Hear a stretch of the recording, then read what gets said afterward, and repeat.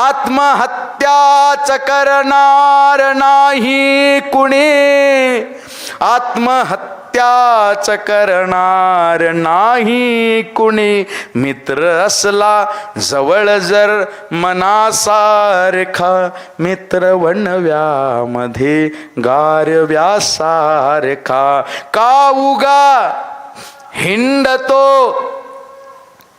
बऱ्याच जणांना वाटत असेल, मला प्रश्नही विचारला त्यांनी, की या कवितेचा जन्म कसा झाला, उगाच कविता सुचली का दादा.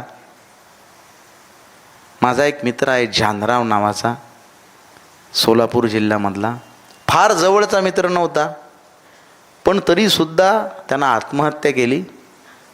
मी माझ्या दुसऱ्या एका विजय मोकाशी नावाच्या मित्राला विचारलं, म्हटलं का रे जानराव कसा आहे. विजय मला म्हटला, राऊत साहेब जानराव गेला म्हणे. म्हटलं कधी. महिना झाला म्हणे त्याला. मला एक तर वाईट वाटलं की बा आपला मित्र गेला, दुसरं याचं वाईट वाटलं की महिन्याभरानंतर आपल्याला ती माहिती झाली. सगळ्या मित्रांना फोन लावत सुटलो मी तिथून. खूप जणांना त्या काळात मी फोन केला, पण काही त्याचा फायदा झाला नाही.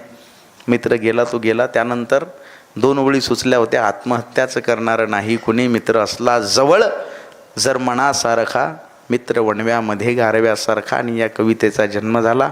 जेवढे लोक मला ऐकतायत तेवढे लोक मैत्रीसाठी खऱ्या अर्थानं आपापल्या मित्रांना फोन त्यांनी केला पाहिजे. जगात देव आहे का नाही कोणी बघितलेलं नाही. का उगा